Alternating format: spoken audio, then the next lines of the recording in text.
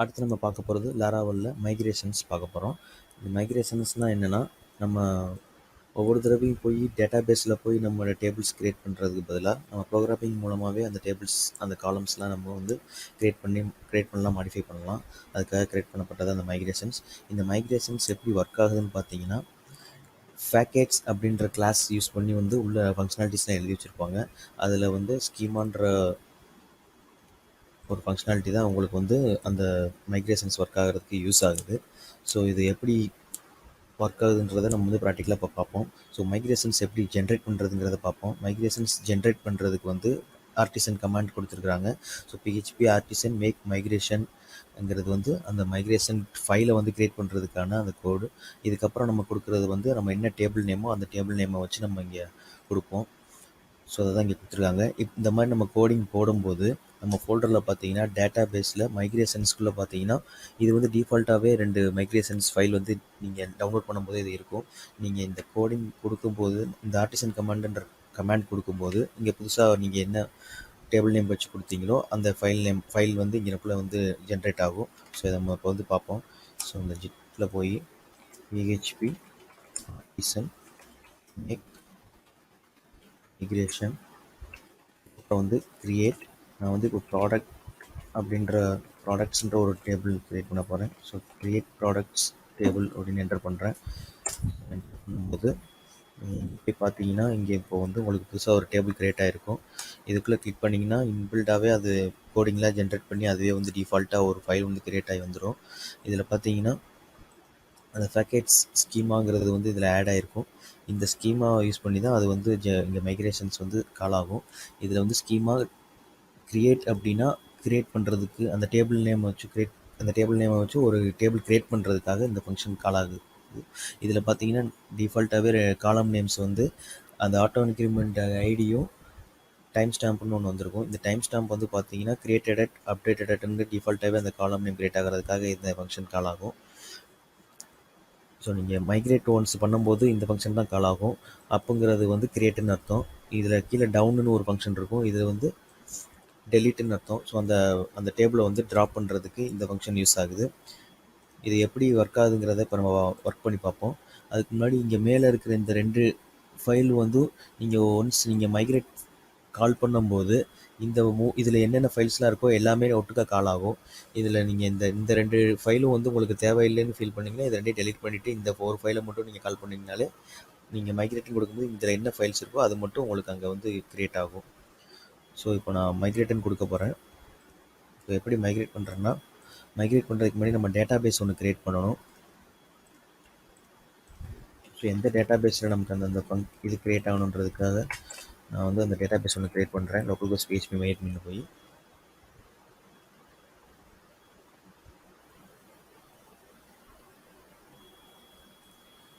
நம்ம இஎன்வி ஃபைலில் வந்து டிஃபால்ட்டாகவே நம்ம லாராவல்னு அதில் செட் ஆகிருக்கும். நீங்கள் இதில் டேட்டா பேஸ் நேம் வந்து வேறு ஏதாவது க்ரியேட் பண்ணுறதுன்னா இதில் போய் நீங்கள் கொடுத்துக்குங்க.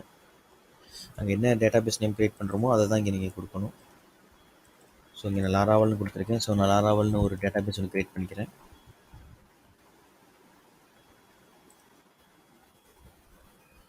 டேட்டா பேஸ் க்ரியேட் ஆகிடுச்சு.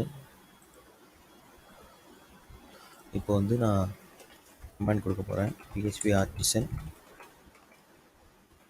மைக்ரேட்டன் கொடுக்குறேன். நான் PHP ஆர்டிசன் மைக்ரேட்டன் கொடுக்கும்போது எனக்கு வந்து மைக்ரேஷன் ஸ்டார்ட் ஆயிடுச்சு. ஏற்கனவே இருந்த அந்த 2 ஃபைல்ஸில் உள்ள மைக்ரேஷனும் கடைசியாக வந்து நான் புதுசாக க்ரியேட் பண்ண அந்த ஃபைலில் உள்ள மைக்ரேஷனும் எனக்கு கம்ப்ளீட் ஆயிடுச்சு. இப்போ நான் டேட்டா பேஸ் போய் செக் பண்ணி பார்க்கும்போது எனக்கு வந்து எல்லா டேபிளும் இங்கே மைக்ரேஷன் ஆயிடுச்சு. ஒன்ஸ் மைக்ரேட் கம்ப்ளீட் ஆனதுக்கப்புறம் இந்த மைக்ரேஷன்ஸ்ன்ற ஒரு டேபிள் ஒன்று க்ரியேட் ஆகிடும். இந்த மைக்ரேஷன் டேபிளில் நீங்கள் என்னென்னலாம் மைக்ரேட் பண்ணியிருக்கீங்கன்றது வந்து இதில் என்ட்ரி ஆகிக்கிட்டே வரும்.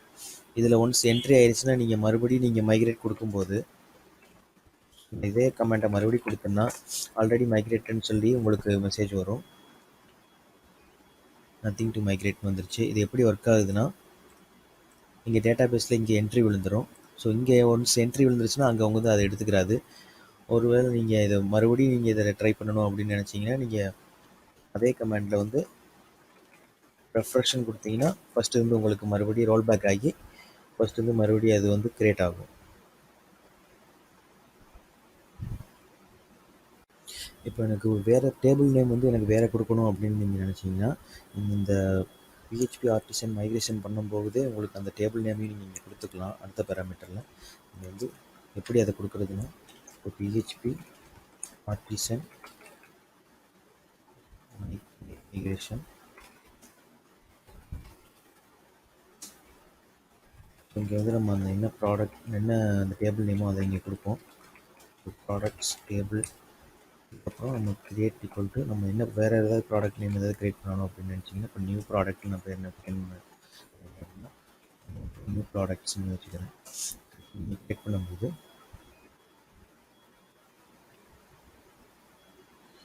கிரியேட் ப்ராடக்ட் வந்து ஏற்கனவே இருக்குன்னு சொல்லி வருது, அதனால தான் அது வரல. ப்ராடக்ட்ஸ் நீங்கள் என்டர் பண்ணுறேன், எனக்கு அந்த ஃபைல் கிரியேட் ஆயிடுச்சுன்னு மெசேஜ் வருது. போய் பார்த்தீங்கன்னா இதை நான் இப்போ கிரியேட் பண்ண ஃபைல், இதில் வந்து டேபிள் நேம் பார்த்தீங்கன்னா நான் என்ன டேபிள் நேம் கொடுத்தனோ அதுதான் இங்கே வருது. ஸோ இது மாதிரி நீங்கள் வந்து டேபிள் நேமையும் வேறு நீங்கள் வச்சுக்கலாம். ஸோ இது வந்து எக்ஸாம்பிளுக்கு தான் வச்சேன். ஸோ அதை நம்ம எடிட் பண்ணிடுவோம், இது இப்போ நமக்கு தேவையில்லை. ஓகே, இதுக்குள்ளே அடுத்து பார்த்தீங்கன்னா இப்போ எனக்கு ப்ரைமரி கீ வந்து இந்த மாதிரி ஃபங்க்ஷன் நீங்கள் அது டிஃபால்ட்டாகவே வந்துடும். நான் ப்ரைமரி கீயும் வந்து நான் வேறு ஏதாவது வைக்கணும்னு நீங்கள் நினைக்கிறீங்கன்னா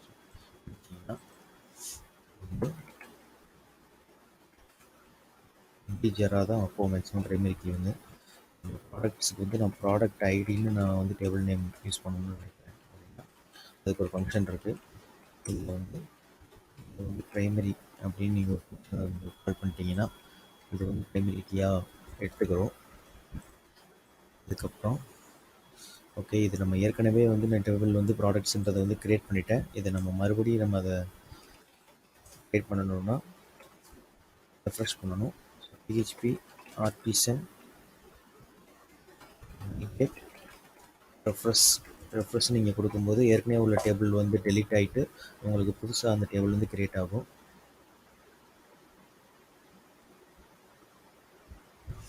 ஓகே, இது நீங்கள் ஒவ்வொரு தடவையும் நீங்கள் டேட்டா பேஸில் போய் தான் செக் பண்ணணும்னு கிடையாது. நீங்கள் மைக்ரேஷனோட ஸ்டேட்டஸ் வந்து நீங்கள் இந்த கமாண்ட் ப்ராம்ப்ட்லேயே கூட நீங்கள் செக் பண்ணிக்கலாம். ஸோ மைக்ரேட் ஸ்டேட்டஸ் நீங்கள் டைப் பண்ணிங்கன்னா இதுலேயே உங்களுக்கு அது கரெக்டாக மைக்ரேட் ஆயிடுச்சா இல்லையன்ற மாதிரி உங்களுக்கு டிஸ்பிளே ஆயிரும்.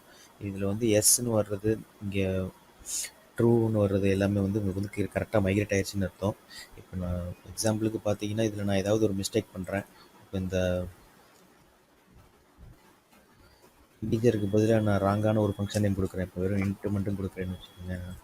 இதில் வந்து இந்த மறுபடியும் நான் மைக்ரேஷன் பண்ணுறேன். பார்த்தீங்கன்னா அது எரர் அடிக்கும். அந்த ப்ராடக்ட்ஸ் டேபிள் வந்து கரெக்டாக இந்த மாதிரி எரர் அடிச்சிருச்சு. இதில் வந்து நான் வெளியே வந்துட்டு மறுபடியும் அந்த ஸ்டேட்டஸ் என்ன அப்படின்றத நான் இப்போ செக் பண்ண போகிறேன். செக் பண்ணி பார்க்கும்போது எனக்கு அந்த ப்ராடக்ட்ஸுன்ற டேபிள் வந்து எனக்கு மைக்ரேட் ஆகலைங்கிறது வந்து இங்கே வந்து எனக்கு டிஸ்பிளே ஆகுது. ஸோ இந்த ரெண்டு டேபிள் வந்து எனக்கு கரெக்டாக இருக்கிறதுனால ட்ரூ ஆயிடுச்சு. இது வந்து கடைசியாக நோன் இருக்கிறது வந்து எனக்கு மைக்ரேஷன் கரெக்டாக ஆகலை. ஸோ இந்த மாதிரி ஸ்டேட்டஸ் வந்து நம்ம எங்கேயும் நம்ம செக் பண்ணிக்கலாம். ஸோ அதுக்கு கமெண்ட் பார்த்தீங்கன்னா மைக்ரேஷன் ஸ்டேட்டஸ்ன்னு நீங்கள் மைக்ரேட் ஸ்டேட்டஸ் அப்படின்னு போட்டிங்கன்னா இந்த மாதிரி உங்களுக்கு கமெண்ட் ப்ராம்ப்ட்லேயே உங்களுக்கு காட்டும். ஸோ வந்து எப்படி நான் மாற்றிடுறேன். ஸோ இந்த இன்டிஜர் நம்ம கொடுத்த இந்த காலம் நேம் வந்து நமக்கு கிரியேட் ஆகுதுன்றதை செக் பண்ணிக்குவோம். ஸோ மறுபடியும் நான் வந்து மைக்ரேட் ரெஃப்ரெஷ் பண்ணுறேன்.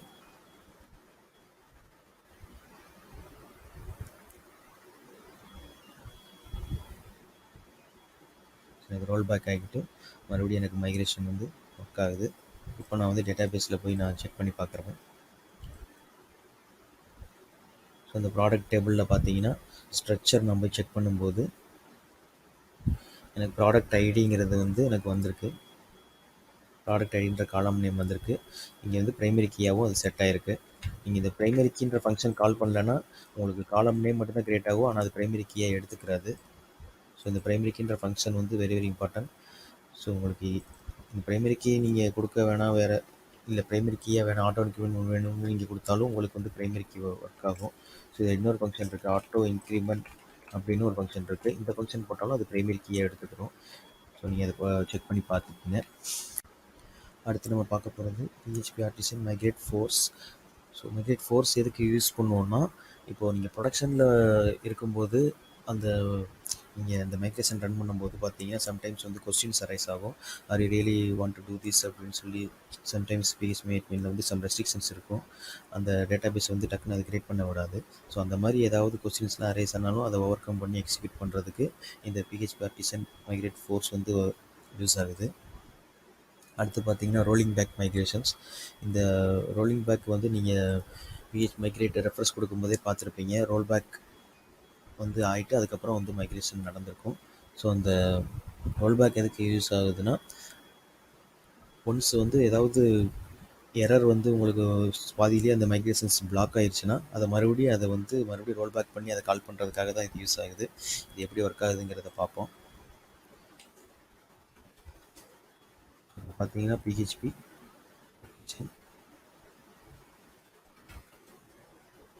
மைக்ரேட் ரோல் பேக் அப்படின்னு டைப் பண்ண போகிறேன். ஸோ இதுக்கு முன்னாடி நம்ம அந்த டேட்டாபேஸை செக் பண்ணி பார்த்துருவோம். இதில் வந்து நம்ம டேபிள்ஸ்லாம் நம்ம வந்து கிரியேட் பண்ணதெல்லாம் இருக்குது. நீங்கள் ரோல் பேக் மட்டும் டைப் பண்ணும்போது உங்களுக்கு அந்த டேபிள்ஸ்லாம் வந்து டெலீட் ஆகிடும்.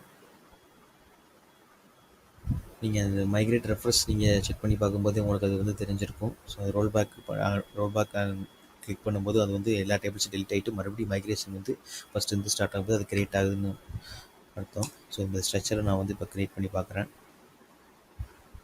ஸ்ட்ரக்சர் பார்க்கும்போது எனக்கு அந்த டேபிள்ஸ்லாம் வந்து டெலிட் ஆயிடுச்சு, ஒன்லி மைக்ரேஷன் டேபிள் மட்டும் இருக்குது. ஸோ இப்போ நான் மறுபடியும் அந்த ரெஃப்ரெஷ் அதை நான் கால் பண்ணும்போது எனக்கு ரோல் பேக்குக்கான அந்த ஆப்ஷன் நத்திங் டு ரோல் பேக்னு எனக்கு வந்து மெசேஜ் வந்துடும். ஸோ டேரெக்டாக மைக்ரேஷன் ப்ராசஸ்க்குள்ளே அது போக ஆரம்பிச்சிடும். நீங்கள் பார்த்தீங்கன்னா நத்திங் டு ரோல் பேக் வந்துருச்சு, ஏன்னா நம்ம டேரெக்டாகவே ரோல் பேக் பண்ணிட்டோம். இதில் இந்த ரோல் பேக்லேயே வந்து இன்னொரு ஆப்ஷன் ஒன்று இருக்குது. So PHP artisan migrate roll பேக்குன்னு கொடுத்துட்டு எனக்கு வந்து லாஸ்ட்டாக வந்து என்ன மைக்ரேஷன் பண்ணணும் அது மட்டும் எனக்கு வரணும் அப்படின்னு நீங்கள் நினச்சிங்கன்னா, எனக்கு வந்து இப்போ லாஸ்ட்டாக என்ன மைக்ரேஷன் நடந்துச்சு, இந்த ப்ராடக்ட் ஸ்டேபிள்ங்கிறது தான் எனக்கு கடைசியாக எனக்கு மைக்ரேட் ஆச்சு. இப்போ நான் எனக்கு வந்து அந்த லாஸ்ட் ஸ்டெப் மட்டும் மறுபடியும் எனக்கு ரோல் பேக் ஆகணும் அப்படின்னு நீங்கள் நினச்சிங்கன்னா, அதை மட்டும் நீங்கள் அந்த ஸ்டெப் மட்டும் நீங்கள் லிமிட் பண்ணியும் நீங்கள் அதை ரோல் பேக் பண்ணி நீங்கள் மைக்ரேட் பண்ணிக்கலாம். ஸோ அது மட்டும் எனக்கு இப்போ ரோல் பேக் ஆயிடுச்சு. எனக்கு வந்து இப்போ இதை மைக்ரேட் ரெஃப்ரெஷ் கொடுக்கும்போது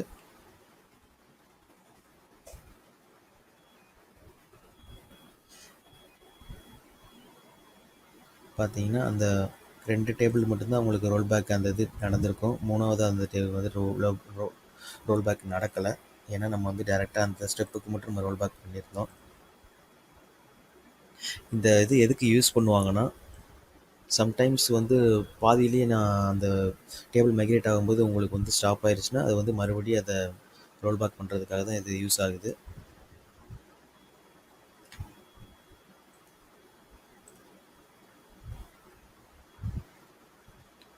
ஓகே, அடுத்தது பார்த்தீங்கன்னா மைக்ரேஷன் ரிசெட். நீங்கள் மைக்ரேஷன் ரிசெட் கொடுக்கும்போது கம்ப்ளீட்டாகவே உங்களுக்கு எல்லாமே வந்து கிளியர் ஆகிடும். ஸோ அதையும் செக் பண்ணி பார்த்துருவோம். மைக்ரேஷன் ரிசெட் கொடுக்கும்போது இதுவரை என்னென்ன மைக்ரேஷன் பண்ணிங்களோ எல்லாமே வந்து கம்ப்ளீட்டாக டெலிட் ஆகிடும். ஸோ எல்லாமே ரோல் பேக் மட்டும் நடந்திருக்கு. இப்போ போய் நம்ம அந்த டேபிளை செக் பண்ணி பார்க்கும்போது கம்ப்ளீட்டாக எல்லா டேபிளும் வந்து டெலிட் ஆகிருக்கும். ஸோ மைக்ரேஷன் ரிசெட்ஸ் தான் வந்து எல்லா டேபிளும் டெலிட் பண்ணுறதுக்கு. அடுத்தது பார்த்தீங்கன்னா மைக்ரேஷன் ரெஃப்ரெஷ் பக்கம் வந்து சீடின்னு ஒன்று கொடுத்துருக்காங்க. இது நம்ம சீடிங் பற்றி பார்க்கும்போது உங்களுக்கு நான் அந்த டீட்டெயிலாக எக்ஸ்பிளைன் பண்ணுறேன். அடுத்து மைக்ரேட் ரெஃப்ரெஷில் வந்து ஸ்டெப் 5 கொடுத்துருக்காங்க. இது என்னென்னா, நீங்கள் ரெஃப்ரெஷ் கொடுக்கும்போது உங்களுக்கு எந்த மைக்ரேஷன் ஸ்டெப் வந்து அது மட்டும் உங்களுக்கு மறுபடியும் நடக்கணும்னு நினைக்கிறீங்களோ அதை இங்கே வந்து நம்ம கொடுத்துக்கிறலாம். ஸோ உங்களுக்கு அந்த ஸ்டெப் மட்டும் உங்களுக்கு மறுபடியும் நடக்கும். ஸோ எக்ஸாம்பிளுக்கு நான் ரெஃப்ரெஷ் கொடுக்குறேன்.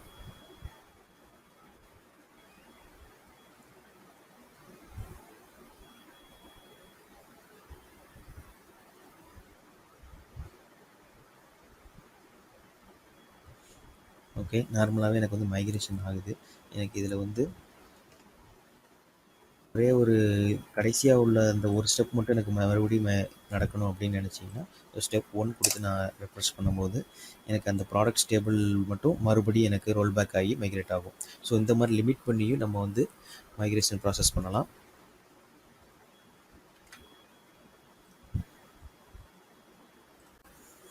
ஸோ மைக்ரேஷன்ஸில் அடுத்து பார்த்தீங்கன்னா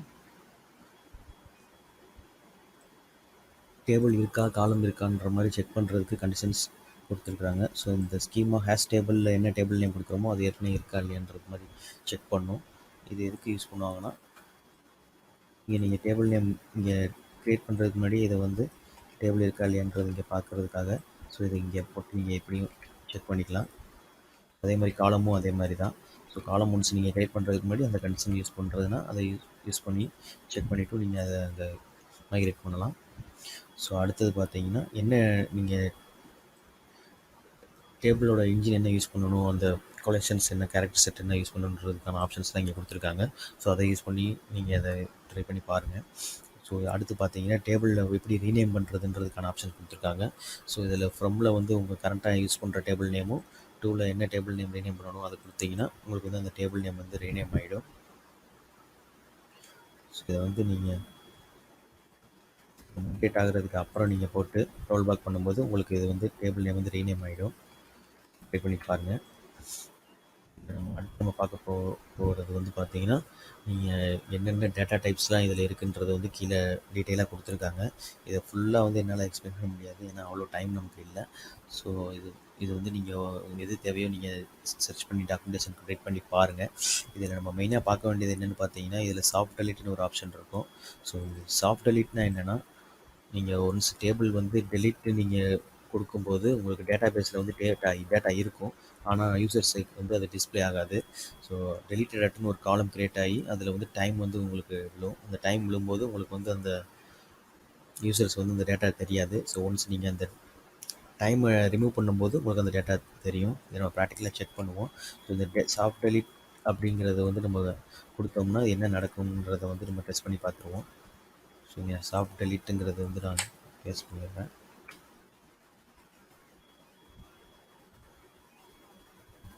இப்போ வந்து நான் வந்து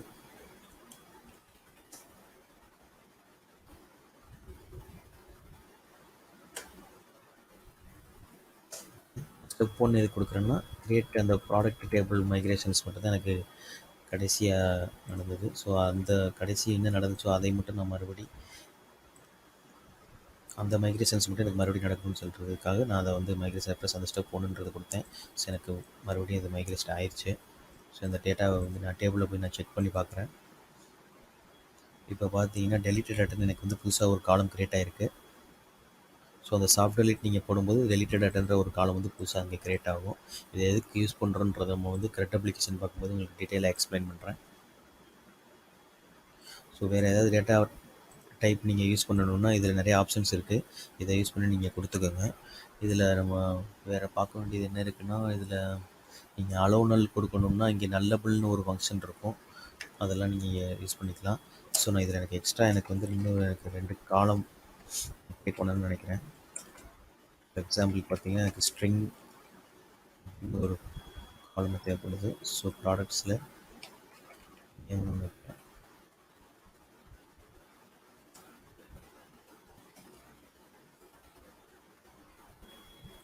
டெக்ஸ்ட் ஃபீல்டு வந்து டிஸ்கிரிப்ஷன், ப்ராடக்டோட டிஸ்கிரிப்ஷன் வைக்கிறதுக்கு எனக்கு டெக்ஸ்ட் ஃபீல்டு ஒன்று தேவைப்படுது.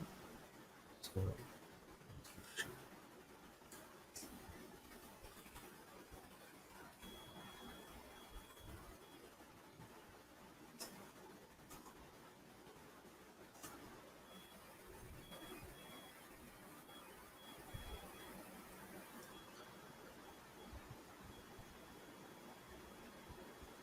ஓகே, ஆல்ரெடி இப்போது நம்ம அங்கே போய் செக் பண்ணி பார்க்கும்போது நான் க்ரியேட் பண்ண அந்த டேபிள் காலம்ஸ்லாம் வந்து அங்கே இருக்கும். ஸோ இது மாதிரி நீங்களும் ட்ரை பண்ணி பாருங்கள்.